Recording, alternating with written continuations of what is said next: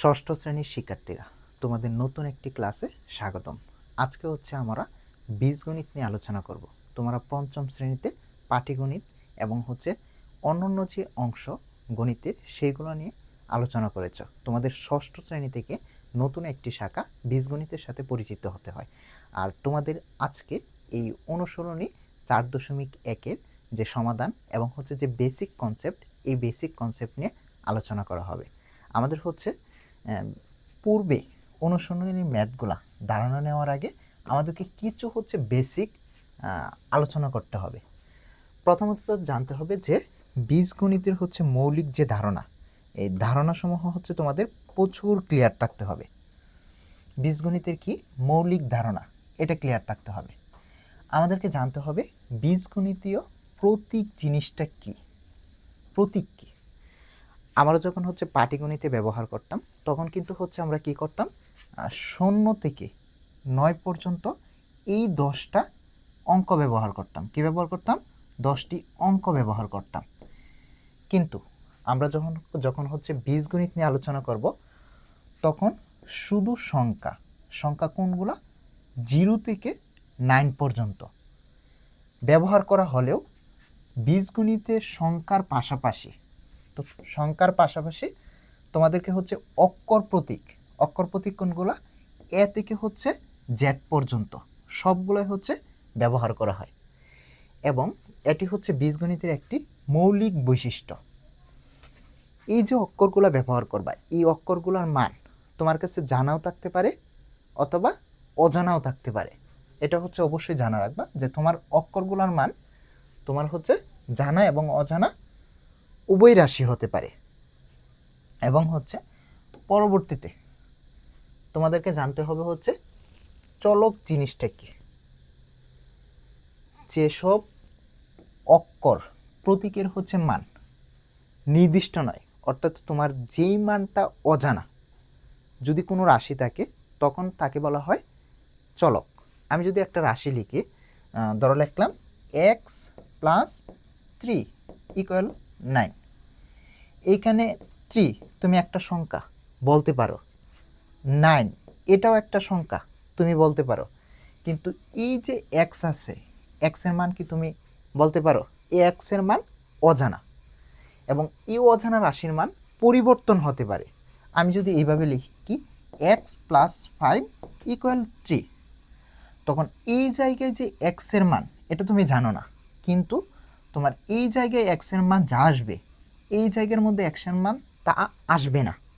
অর্থাৎ একটি চলকের মান তোমার হচ্ছে পরিবর্তন হতে পারে। এটা হচ্ছে চলকের একটা বৈশিষ্ট্য। দেখো, যেসব অক্ষর প্রতীক বলতে গেলে এই যে এক্স, ওয়াই, এ, বি অর্থাৎ হচ্ছে জেড পর্যন্ত, ওয়াই জেড পর্যন্ত, এ বি থেকে শুরু করে হচ্ছে জেড পর্যন্ত, এগুলোকে বলা হয় অক্ষর প্রতীক। এর মান নির্দিষ্ট নয়। আমি যে এই সমীকরণের কথা বললাম, এখানে তুমি কি মান নির্দিষ্ট বলতে পারবা? অবশ্যই না। এই জায়গার মধ্যে তোমার মান কি আসবে, এই জায়গার মধ্যে মান কি আসবে, এটা নির্দিষ্ট না। বিভিন্ন মান হচ্ছে ধারণ করতে পারে, তাদেরকে বলা হয় কি? চলক। তাদেরকে কি বলা হয়? চলক। চলকের মান হচ্ছে 5ও হতে পারে, 10ও হতে পারে, যা সংখ্যা আছে যে কোনো ধরনের সংখ্যা হতে পারে। এর পরবর্তীতে হচ্ছে তোমাদেরকে জানতে হবে কিছু প্রক্রিয়া চিহ্ন বলতে গেলে আমরা যে পূর্বে যোগ, বিয়োগ, গুণ, ভাগ এই সম্পর্কিত যে চিহ্নগুলো দেখলাম, করলাম এবং হচ্ছে বিভিন্ন অঙ্ক করলাম এই চিহ্নের সাহায্যে, এই চিহ্নগুলোই হচ্ছে প্রক্রিয়া চিহ্ন। এখানে হচ্ছে তোমার প্রক্রিয়া চিহ্নের মধ্যে প্রথমে যে প্রক্রিয়া চিহ্নটা আছে এটা হচ্ছে যোগ। তুমি হচ্ছে পূর্বে যখন পাটিগণিতের অঙ্ক করতা তখন এই প্রক্রিয়া চিহ্নকে তুমি যোগ বললেও যখন তুমি বীজগণিতের অঙ্ক করবা তখন হচ্ছে এই প্রক্রিয়া চিহ্নের নাম হচ্ছে প্লাস। এর পরবর্তীতে হচ্ছে তোমার বিয়োগ। পূর্বে তোমার হচ্ছে বিয়োগ নাম থাকলেও পাটিগণিতের সময় তোমার হচ্ছে বীজগণিত যখন করবা তখন হচ্ছে তার নাম মাইনাস। এর পরবর্তীতে হচ্ছে তোমার গুণ। পূর্বে যখন হচ্ছে তোমার কোনো অঙ্ক সমাধান করতা পাটিগণিতের তখন হচ্ছে তার নাম ছিল হচ্ছে গুণ, কিন্তু বীজগণিতের সময় তার নাম হচ্ছে মাল্টিপ্লিকেশন ইনটু, ডট, এই 3 নামে পরিচিত, কিন্তু সবচাইতে ব্যবহার করা হয় ইনটু নামটা। এখন এই ইনটুর ব্যবহারটা তোমাকে অবশ্যই জানতে হবে। কীরকম দেখো, এই ইনটু অর্থাৎ হচ্ছে গুণ চিহ্ন 3ভাবে প্রকাশ করা যায়। ধরো আমি 30 সাথে এ লিখলাম, এইখানে একটা মাঝখানে ডট চিহ্ন দিলাম, এই যে ডট, ডট চিহ্ন দিলাম।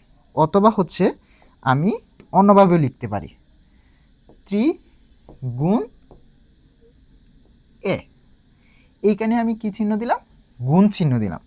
অথবা আমি চাইলে আরেকভাবে লিখতে পারি, এখানে হচ্ছে আমি 3 এও লিখতে পারি। দেখো তোমার হচ্ছে গুণেরটা একটু ভালোভাবে ক্লিয়ার রাখতে হবে। আমি এখানে গুণ কয়ভাবে প্রকাশ করছি, প্রথমত হচ্ছে ডট চিহ্ন দ্বারা। কি চিহ্ন দ্বারা? ডট চিহ্ন দ্বারা। এর পরবর্তীতে এই যে চিহ্ন, এটাকে বেশিরভাগই হচ্ছে বীজগণিতের সময় ইনটু বলা হয়, ইনটু চিহ্ন দ্বারা, ইনটু চিহ্ন দ্বারা।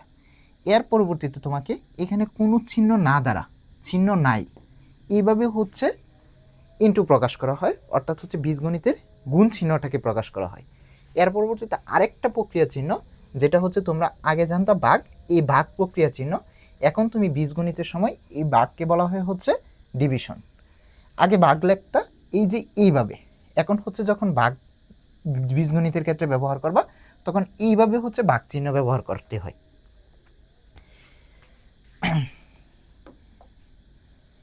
এর পরবর্তীতে হচ্ছে তোমাদেরকে বীজগণিতীয় রাশি এবং হচ্ছে পদ সম্পর্কে জানতে হবে। বীজগণিতীয় রাশি এবং পদ সম্পর্কে জানতে হবে। দেখো বীজগণিতীয় রাশির মধ্যে হচ্ছে 2টা জিনিস তোমাকে জানতে হবে। কয়টা জিনিস? 2টা জিনিস জানতে হবে। একটা জিনিস হচ্ছে তোমাকে হচ্ছে প্রক্রিয়া চিহ্ন।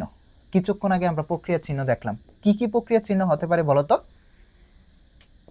প্লাস, মাইনাস, গুণ, গুণের মধ্যে কিভাবে হতে পারে, ডটও হতে পারে, এবং এবং আরেকটা আছে, কি আছে, এটা হচ্ছে ভাগ। ভাগ 2ভাবে লেখা যায়, এইভাবে লেখা যায়। তো এই প্রক্রিয়া চিহ্ন এবং সংখ্যাসূচক প্রতীকের, সংখ্যাসূচক প্রতীক, এই যে প্রথম দিকে আমরা সংখ্যাসূচক দেখলাম, বীজগণিত প্রকাশ করার জন্য বিভিন্ন ধরনের সংখ্যা এবং হচ্ছে অক্ষর প্রতীক ব্যবহার করা হয়। তো সংখ্যাসূচক প্রতীকের মধ্যে আমরা একটা নিলাম 3a, এবং আরেকটা হচ্ছে সংখ্যাসূচক প্রতীক নিলাম আমি 4b, এবং তাদের মাঝে আমি এই চারটা যে কোনো চারটা থেকে একটা প্রক্রিয়া চিহ্ন ব্যবহার করলাম। এখন এই যে একটা আমার অংশ দাঁড়ালো, এইগুলো হচ্ছে তোমার একটা মিনিং আছে, অর্থাৎ হচ্ছে এটা একটা অর্থবোধক শব্দ হচ্ছে, বিন্যাস হচ্ছে অর্থবোধক বিন্যাস। আর এই অর্থবোধক বিন্যাসকে বলা হয় কি? বীজগণিতীয় কি রাশি। তার মানে বীজগণিতীয় রাশির মধ্যে হচ্ছে কয়টা জিনিস থাকে? 2টা জিনিস। একটা হচ্ছে তোমার সংখ্যাসূচক প্রতীক, এটা হচ্ছে সংখ্যাসূচক প্রতীক, এবং আরেকটা সংখ্যাসূচক প্রতীক। কয়টা সংখ্যাসূচক প্রতীক নিলাম আমি এখানে? 2টা সংখ্যাসূচক প্রতীক। এর মধ্যে যদি কি আছে, প্রক্রিয়া চিহ্ন দ্বারা যুক্ত থাকে, তখন তাকে বলা হয় বীজগণিতীয় রাশি। এইভাবে যদি লিখতাম, এই যে 3a, এটাও একটা বীজগণিতীয় রাশি। এইখানে কোনো চিহ্ন নাই, তাও কিন্তু আমরা বলতে পারি চিহ্ন আছে। কি চিহ্ন? কিছুক্ষণ আগে দেখলাম আমরা হচ্ছে এইখানে গুণ চিহ্ন আছে, কারণ গুণ চিহ্নের সময় এটা ব্যবহার করা হয় না, তাও গুণ চিহ্ন আছে। এর পরবর্তীতে তোমাদেরকে হচ্ছে যেটার ধারণা নিতে হবে, এটা হচ্ছে পদ। পদটা খুবই গুরুত্বপূর্ণ। তোমাদের অনেক সময় পরীক্ষার মধ্যে হচ্ছে পদ সংখ্যা নির্ণয় করার কথা বলে, যে একটা বীজগণিতীয় রাশি আছে, এই রাশির মধ্যে হচ্ছে পদ সংখ্যা নির্ণয় করো। এই পদ সংখ্যা তো হচ্ছে তোমার একটা রাশির মধ্যে, বীজগণিতীয় রাশির মধ্যে একপদীয় হতে পারে, দ্বিপদীয় হতে পারে, অথবা ত্রিপদীয় হতে পারে। এখন বীজগণিতীয় রাশির পদ আসলে তো জিনিসটা কি, পদ কিভাবে তুমি চিনবা, এটা দেখো। যে যদি কোনো সময় হচ্ছে তোমার যোগ চিহ্ন অথবা কি বিয়োগ চিহ্ন, 2টা চিহ্ন দ্বারা যুক্ত থাকে, দ্বারা কি থাকে? যুক্ত থাকে, তাদের প্রত্যেকটিকেই ওই রাশির কি বলা হয়? পদ বলা হয়। যেটা হচ্ছে তোমাদেরকে মাথায় রাখতে হবে 2টা চিহ্ন। একটা চিহ্ন হচ্ছে যোগ চিহ্ন, আরেকটা চিহ্ন হচ্ছে কি বিয়োগ চিহ্ন। এই 2টা চিহ্ন যারা কোনো সময় যদি যুক্ত হয়, তখন তাকে কি বলা হয়? পদ বলা হয়। আমি একটা উদাহরণ দিচ্ছি, দেখো এখানে লিখলাম 3x প্লাস 2y। আচ্ছা বলো তো, যদি তোমাকে বলা হয় এখানে কয়টা পদ আছে, দেখো তো আগে তোমাকে হচ্ছে পদ নির্ণয় করার জন্য তোমাকে আগে খুঁজতে হবে এই যে যোগ চিহ্ন এবং হচ্ছে এই বিয়োগ চিহ্ন, দুইটা চিহ্ন খুঁজতে হবে। এখানে আমার এখানে যোগ চিহ্ন আছে, হ্যাঁ আছে। এখন এই যোগ চিহ্ন দ্বারা কয়টা জিনিসকে রাখা হয়েছে, একটা হচ্ছে 3x এবং অপর একটা হয়েছে কি 2y। তার মানে আমার এখানে কয়টা পদ আছে, দুইটা পদ। আমি চাইলে আরেকভাবে লিখতে পারি। আমি যদি আরেকটা সমীকরণ লিখি, এইখানে লিখলাম 3y minus 2y plus 3x, এরকম লিখলাম। তোমার পদ নির্ণয় করার জন্য তোমাকে মাঝখানে হচ্ছে দুইটা জিনিস খুঁজতে হবে, একটা প্লাস আর একটা কি মাইনাস। এই যে এই জায়গায় দেখো তো তোমার এখানে প্লাস আছে কিনা, এই যে প্লাস এবং কি মাইনাস দ্বারা যুক্ত আছে, তার মানে এখানে পদ আছে। এই যে একটা হচ্ছে, এখানে হচ্ছে একটা পদ, এই যে আরেকটা, এখানে হচ্ছে দুইটা পদ, এই যে আরেকটা, এখানে হচ্ছে কয়টা পদ, তিনটা পদ। তার মানে তোমার পদ একের চাইতে বেশিও হতে পারে, একপদী, দ্বিপদী, ত্রিপদী, এরকম অনেক পদে হতে পারে। এর পরবর্তীতে হচ্ছে তোমাদেরকে ধারণা নিতে হবে, সহগের ধারণা নিতে হবে। কি ধারণা নিতে হবে, সহগের ধারণা নিতে হবে। দেখো সহগ, সহগ যখন কোনো একপদী রাশি, কয়পদী রাশি, একপদী রাশি চলকের সাথে কোনো সংখ্যা, কি কোনো সংখ্যা, তার মানে চলক বলতে আমরা কি কি বলছিলাম, যেগুলো হচ্ছে অক্ষর প্রতীক হতে হবে এবং যার মানটা অজানা থাকবে। তো আমরা ইংরেজি যে কোনো একটা এক্স নিলাম একটা চলক, এর সাথে যে কোনো একটা সংখ্যা আমি 3 নিলাম। এখন এক্সের সাথে 3 কি অবস্থায় আছে, গুণক অবস্থায় আছে, গুণক হিসেবে যুক্ত থাকে, তখন তাকে সাংখ্যিক সহগ বলা হয়। যদি কোনো সময় সংখ্যা নিয়ে কাজ করা হয় তখন তাকে সাংখ্যিক সহগ বলা হয়। এখানে হচ্ছে এক্স এর সহগটা কে, 3, এক্স এর সহগটা কে 3, এখানে 3x আছে রাশি, এটা একপদী রাশি। এখানে এক্স এর হচ্ছে সহগটা কে 3। যদি কোনো সময় একটা চলকের সাথে কোনো সংখ্যা যুক্ত থাকে তখন সংখ্যাটা কিভাবে যুক্ত থাকবে, গুণাকারে যুক্ত থাকবে, তখন তাকে বলা হয় সাংখ্যিক সহগ।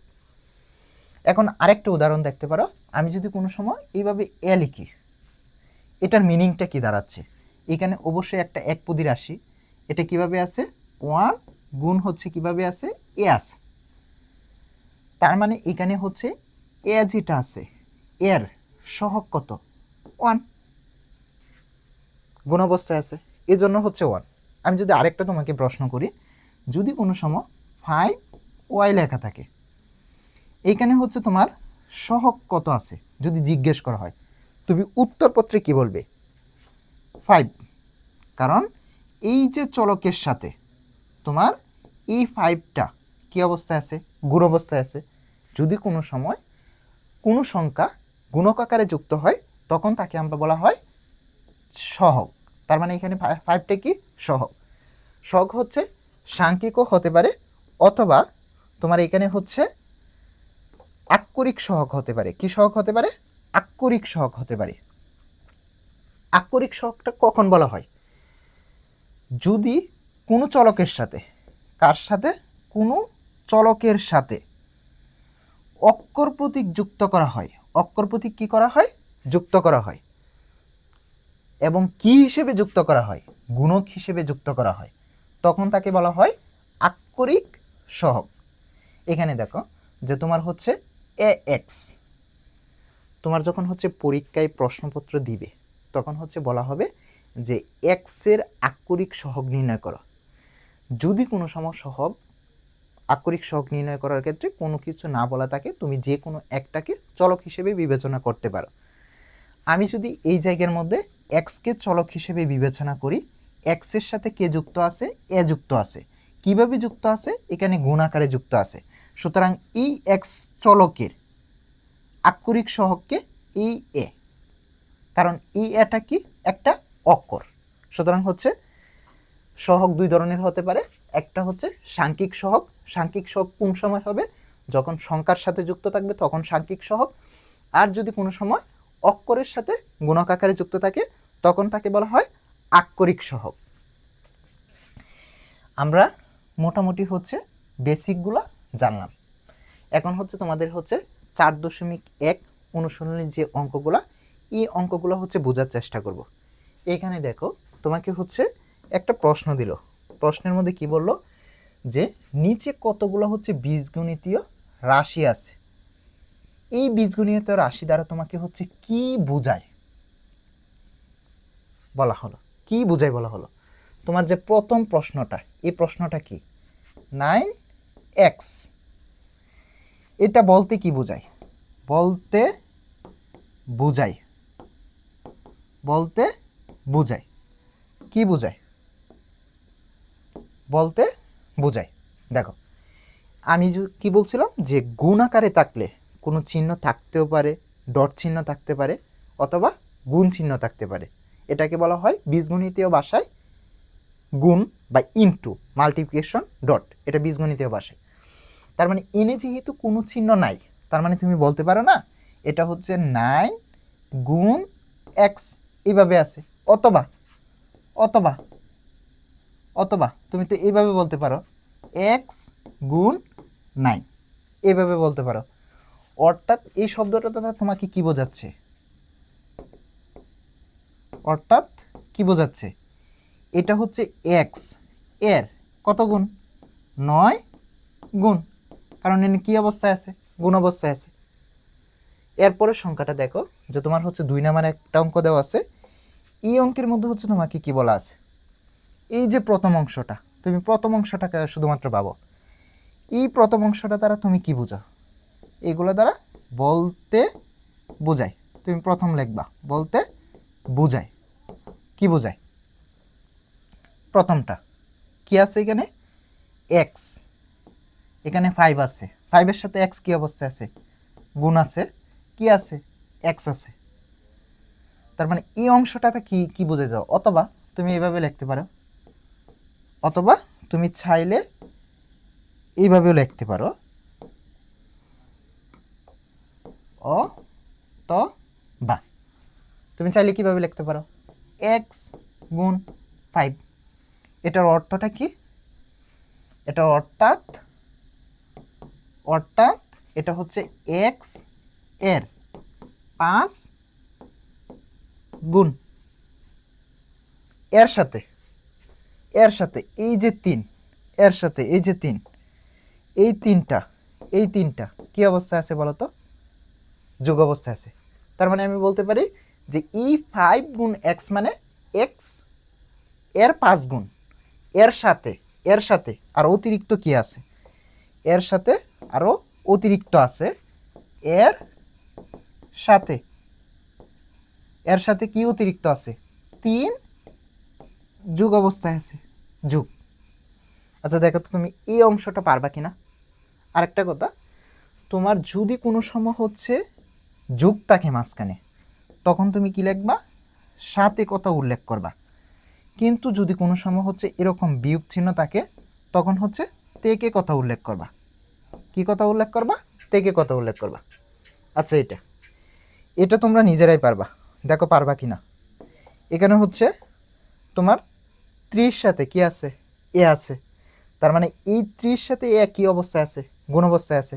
তার মানে আমরা বলতে বোঝাই এখানে 3 গুণ এ অথবা এ গুণ 3, এর সাথে যেহেতু এর সাথে বি গুণ 4 অথবা বি গুণ 4 অথবা 4 গুণ বি এর যোগ।